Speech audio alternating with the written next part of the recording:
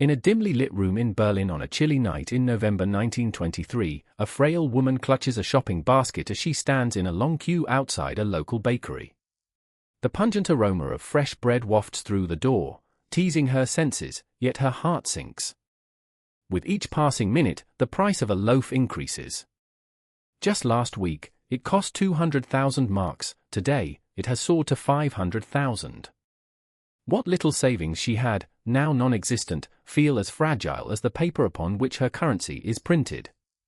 As her turn approaches, she wonders if this will be the day she has to barter her possessions for food.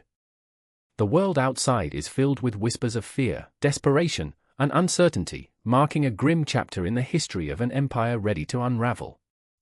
Empires do not die randomly, they follow an insidious cycle driven by the mechanics of currency, a cycle that starts with the erosion of confidence in their money.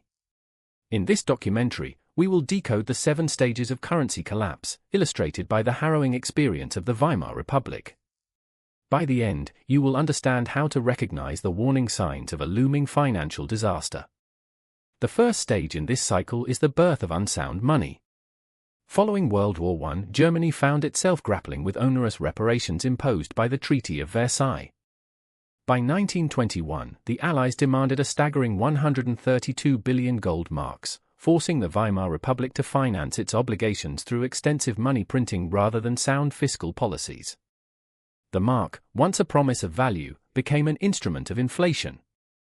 The government, trapped in a web of debt, was like a moth drawn to a flame, believing it had found a quick fix to its financial woes. This phenomenon mirrors the inflationary spirals of Rome during its decline, when emperors debased the denarius to fund wars and public projects. The coin gradually lost its precious metal content, transitioning from 90% silver in 14 AD to just 2.5% by the time of Aurelian in the 3rd century. Such tangible actions eroded faith in the Roman currency, hastening the empire's decline. The second stage reveals the consequences of deepening debt. As German leaders printed more and more marks to fulfill international obligations, the resulting cash flood only led to rampant inflation.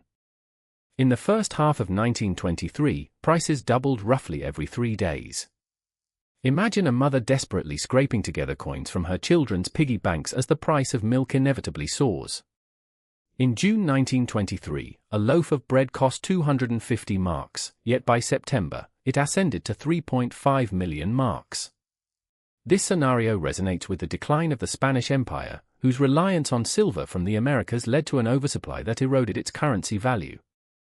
By the late 17th century, Spain's prosperity had waned as prices skyrocketed due to excessive money entering the economy. The Weimar Republic mirrored this historic lesson, spiraling into a destructive cycle it could not escape. The third stage in this process is currency debasement and hyperinflation, when costs spiral out of control and currency loses its true worth. By late 1923, Germany had reached the precipice. Citizens required wheelbarrows filled with notes just to purchase basic goods.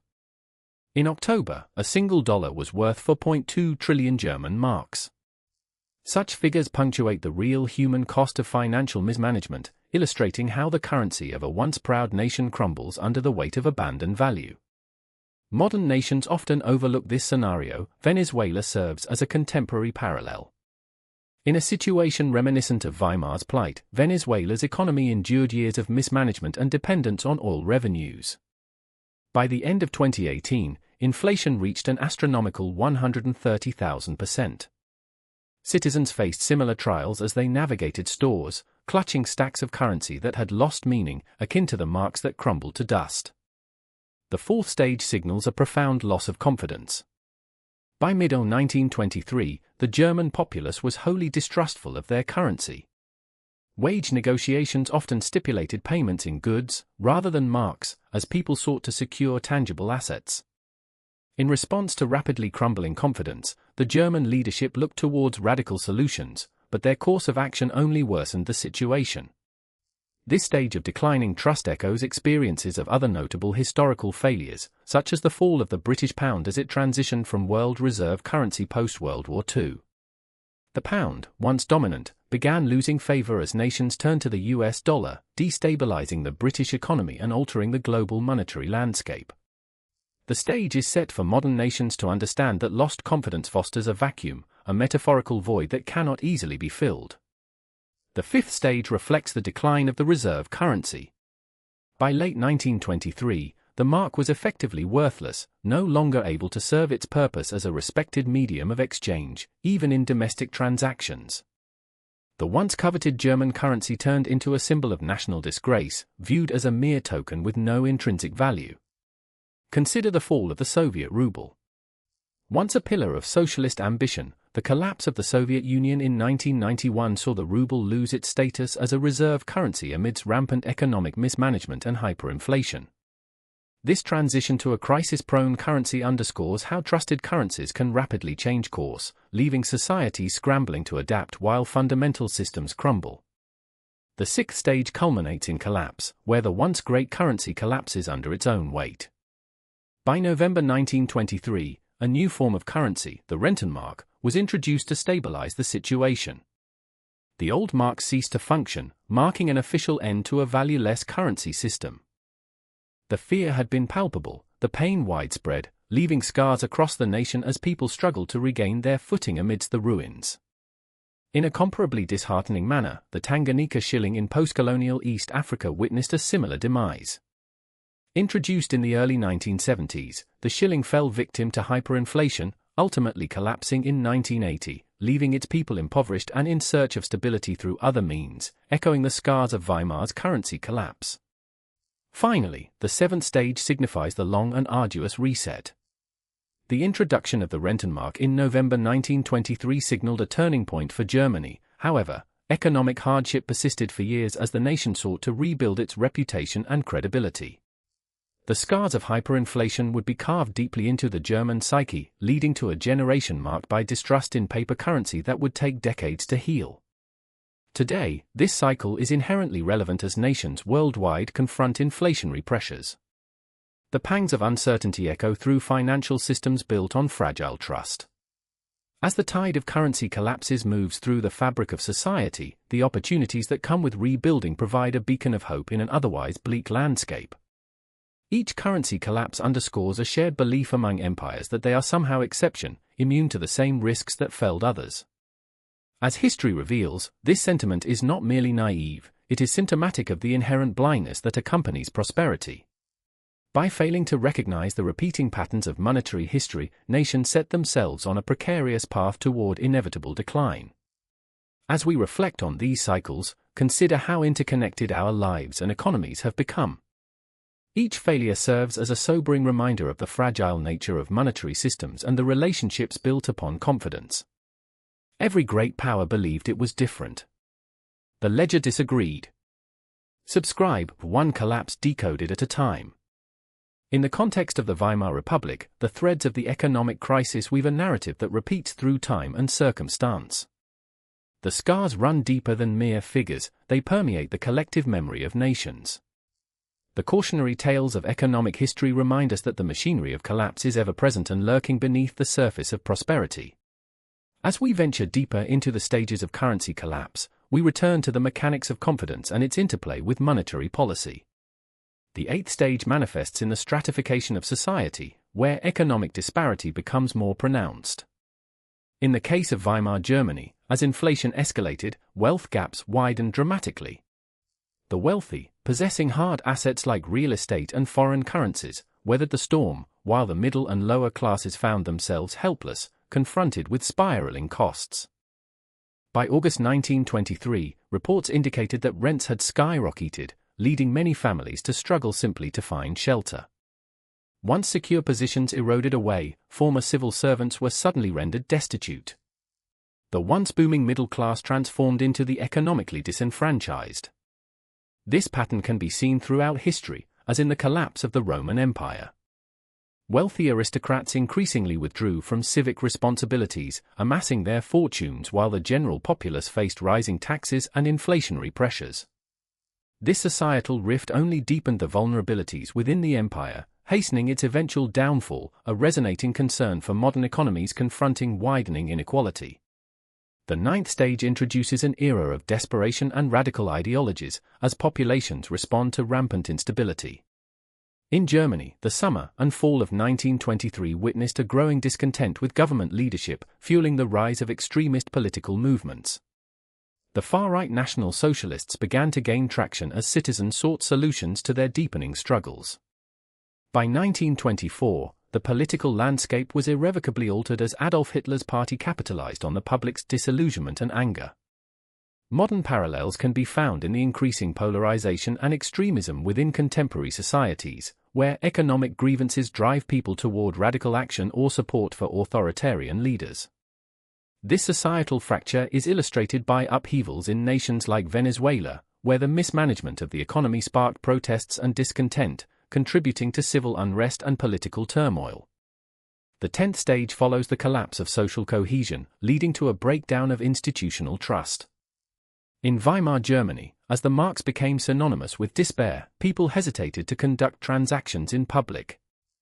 Bartering became commonplace as citizens withdrew from formal economic systems, opting instead to trade goods and services among themselves. In a stark historical parallel, consider Zimbabwe's hyperinflation in the late 2000s. As currency devaluation progressed, the Zimbabwean dollar lost so much value that goods were often exchanged for chickens or bags of maize. Unlike traditional exchange, cash became largely unused, showcasing the erosion of trust in systemically established mechanisms. The 11th stage intertwines with desperation, resulting in violent acts driven by survival instincts. During Weimar's hyperinflation, crime rates soared as individuals sought to protect their diminishing assets or acquire food by means of force.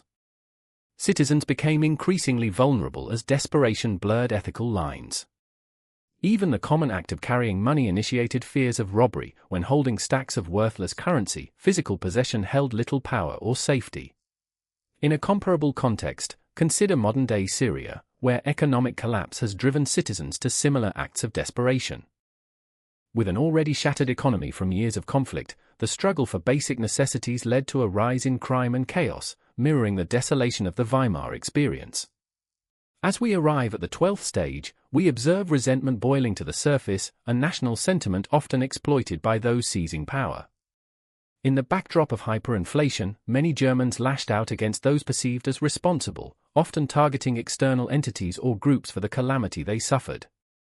This scapegoating found narrative in the rising anti-Semitic sentiments manifesting in the country during this watershed moment. Contemporary echoes can be identified in the populist movements rising in response to globalization, where individuals sometimes mistake scapegoats for the deeper systemic issues plaguing economies worldwide. This continual search for blame, often directed toward minority groups or foreign nations, is symptomatic of the desperation as well as the amalgamation of societal grievances. The 13th stage leads us into the murky waters of international relations, where nations teeter on the brink of isolationism. As hyperinflation took hold, Germany faced the distinct risk of becoming a pariah state. Desperate for relief, the government's foreign relations deteriorated rapidly. In early 1923, the French and Belgian occupation of the Ruhr Valley, Germany's industrial heartland, was a blatant repudiation of post-war reparations, leading to further economic strife.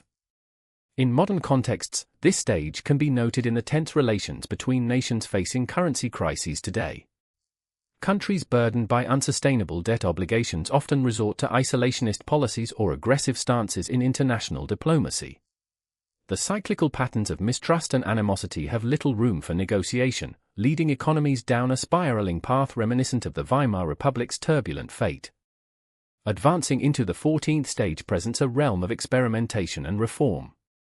By late 1923, in a desperate bid to restore stability, the Weimar government introduced the Rentenmark.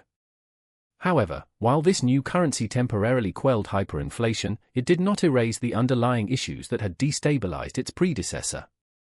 The scars of mismanagement and disillusionment lingered long after the change. Significant parallels appear in the unfolding situations of European Union member states that faced crises. Greece, for instance, experimented with austerity measures during its financial crisis and struggled to reform policies without addressing the core trust issues entrenched in its populace. The lessons from Weimar teach us that without broad-based confidence in economic reforms, superficial changes yield little long-term salvation. As we approach the 15th stage, it becomes clear that societies must grapple with lasting consequences. The psychological imprint of hyperinflation leaves a permanent mark. In the aftermath of Weimar's collapse, a generation grew cynical of paper currency. The memories of economic insecurity spurred a longing for stability, influencing a cultural affinity for tangible assets that persists in Germany to this day. In contemporary parallels, consider how nations affected by prolonged economic turbulence, like Argentina, grapple with public trust regarding regulations and policy effectiveness. The complexities of inherited disillusionment can echo through generations, influencing spending habits and public perception of monetary systems. Finally, the 16th stage encapsulates the resilience born of crisis, leading to periods of renewal.